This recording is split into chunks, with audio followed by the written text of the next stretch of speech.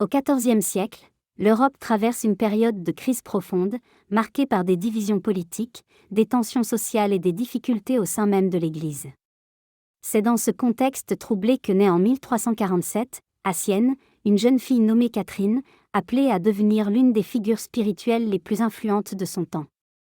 Dès son enfance, elle manifeste une relation particulière avec Dieu, marquée par une intensité intérieure et un désir profond de se consacrer entièrement à lui.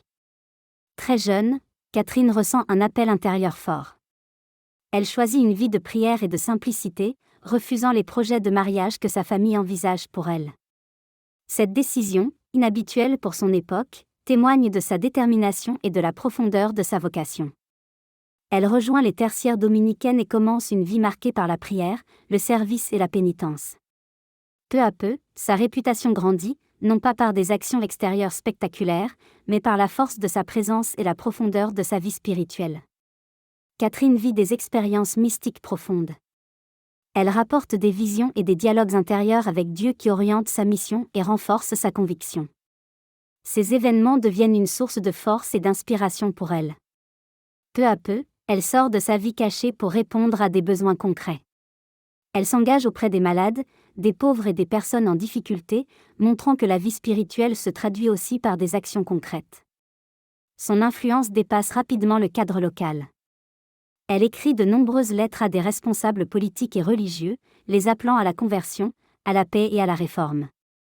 Sa parole, directe et courageuse, touche des personnes de tous horizons. Elle joue un rôle important dans le retour du pape à Rome, à une époque où l'Église traverse une crise majeure. Son engagement montre qu'une vie spirituelle profonde peut avoir un impact concret sur l'histoire. Malgré son influence, Catherine reste profondément humble.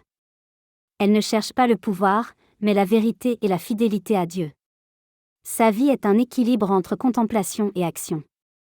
Sa santé se fragilise en raison de son engagement intense et de son mode de vie exigeant. Elle accepte cette faiblesse comme une participation à sa mission. Elle meurt le 29 avril 1380, laissant derrière elle un héritage spirituel immense.